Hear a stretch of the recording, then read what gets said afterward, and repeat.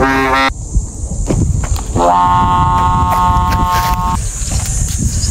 magandang araw sa inyo mga kalitar. Ngayong araw nga pala ay ito, sige natin ito, papalipad tayo ng dalawang saranggola. Ito yung saranggola natin.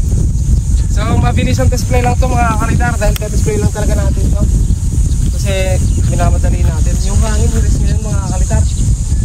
So ito, itatalang na ako, i-set ko na lang yung camera mga kalitar sa pwesto na pwede nating makita.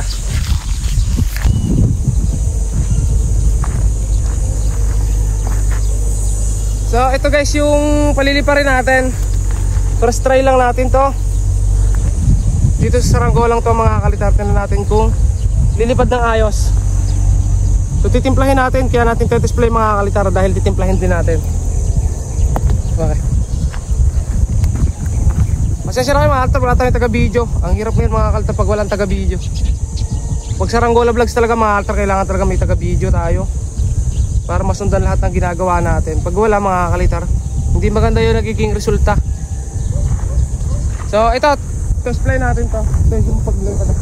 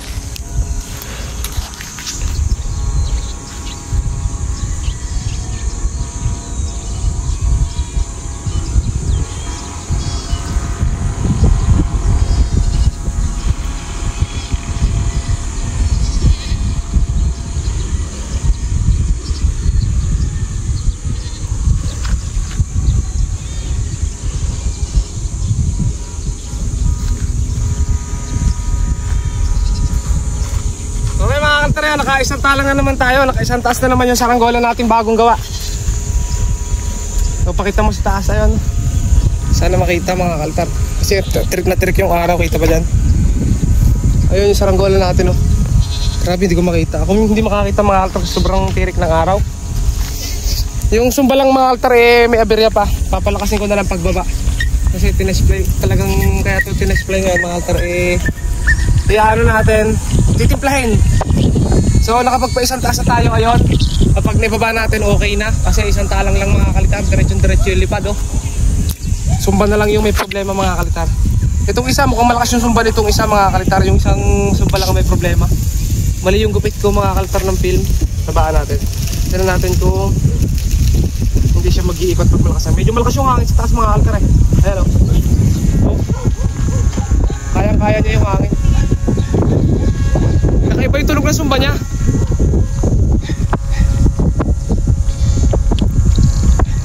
Parang lamok. Isang taas lang talaga. Walang kalado-lado mga kalitar. Saka malaking parasukat na yung nilagay ko mga kalitar. Hindi na maliliit na parasukat.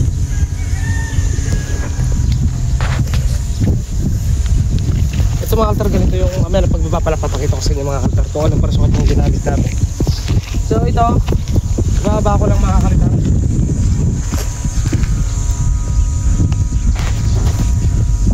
Ito lang kasi nakalarga doon yung hapen.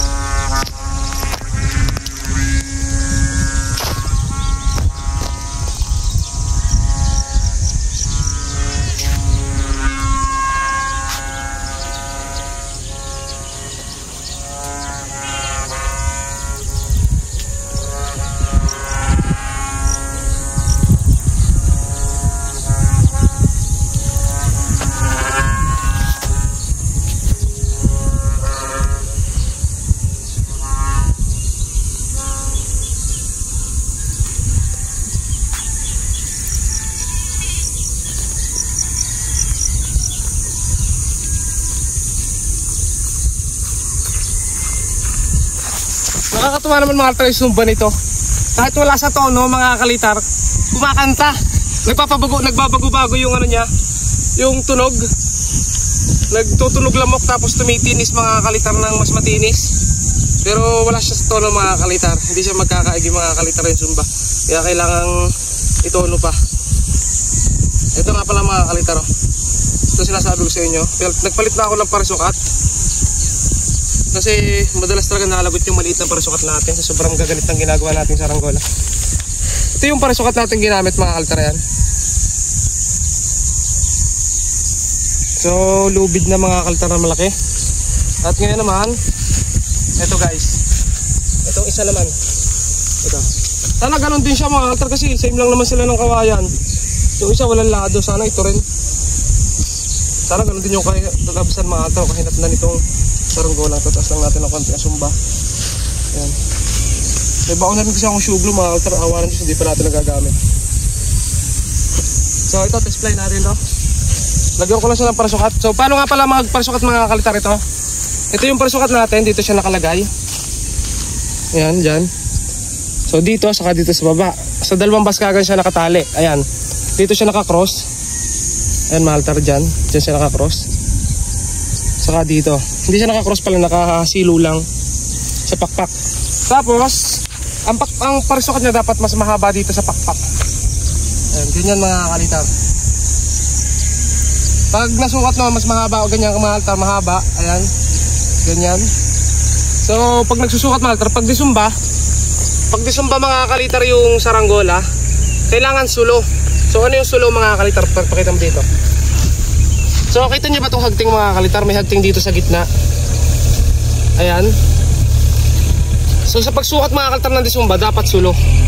So ito yung hagting, dapat mataas siya mga kalitar. Dapat dito siya, ayan, nakaganyan. Ganyan yung tapat niya mga kalitar. Ito yung hagting. Tapos dito. Pero pag mga panlaban mga kalitar, pwede itong 1 inch lang mga kalitar dito pagitan. Dito sa mayan, ganito lang. Kasi sarap sa daliri ko, paghayaan nyo na lang. Ganyan lang sa panlaban. Minsan nga mga kalitar pwedeng pantay.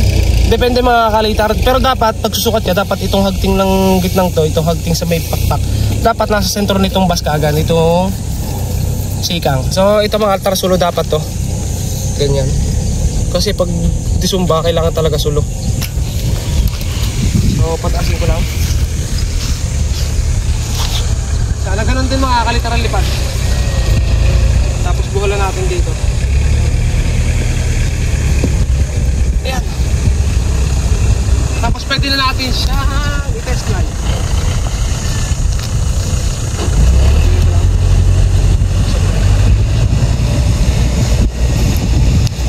So hanapin ko lang yung tansi natin. Ito. Tatali ko muna. Tapos test play ulit natin to. Test play pala natin. Yung isa pala yung na-test play natin kanina. Sunog na si kalitar.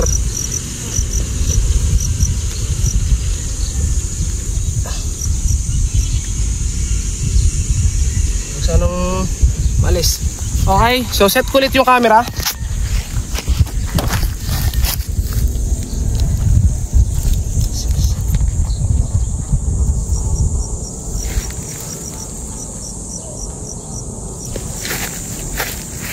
Okay tayo. Dito natin pataras mga altar dito. Ayan. So sana lumipad to ng ayos mga kalitar.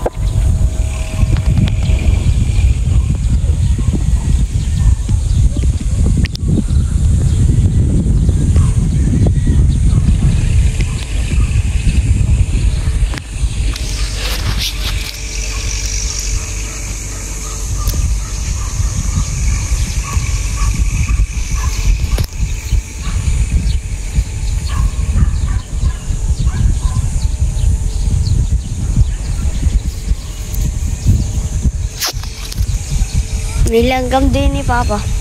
May langgam. Ay. So ayun, di ko alam kung nakatsamba na naman tayo mga kakalitar, pero isang taas na naman. Ayan. Ito yung sumba, maganda yung sumba nito mga kakalitar. Baan natin. Tapos bahawakan ko sa anak ko mga kaltar para tayo malang video. Tayo ako. Ayan. Aray ko kamay, naipit. Ayan mga kaltar. Mukhang nakatsamba na naman tayo guys. Ayun, saranggola natin. Mga bagong test fly pero mga iisang taas lang. Medyo mahina lang yung hangin. Ayun. Pag tinamaan yan, ahon yan mga kalitar. Ang garit yan. Oh, pantay na pantay mga kalitar pag umaahon, no? Ganda pa ng tunog ng sumba. Lalo na kung malakas yung hangin. Medyo bumaba kasi kulimlim na naman mga kalitar. Umulan na naman kagabi na sobrang lakas. Grabe ang ulan kagabi, oh. Yan na naman ang mga ulap na nagbubuo, mamaya kukulimlim na naman. So ito yung na-display natin kanina. Pagawa sa atin. Mga isang taas, swerte naman na nagpagawa nito mga kalitar, isang taas lang. Hindi na sila mga kalitar mahihirapan kasi hindi na magpapakiling-kiling. Oh. Grabe ang araw. Ayun.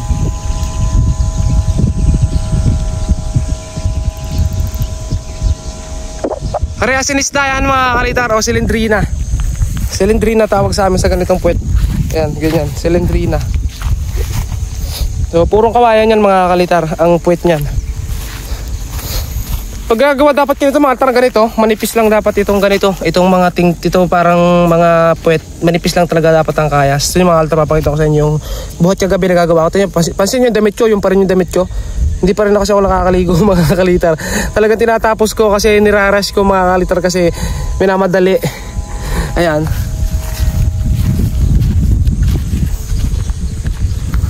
Grabe yung kalyo natin sa kamay, oh. Ayan, oh.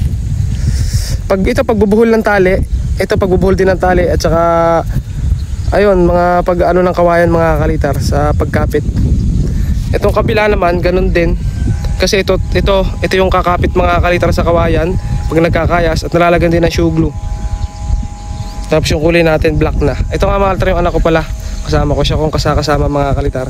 So ito yung gumagawa ng mga mga kalitar, bandera, Vietnam kite, saka tawag dito, balde-balde. Gumagawa din siya ng mga bulador.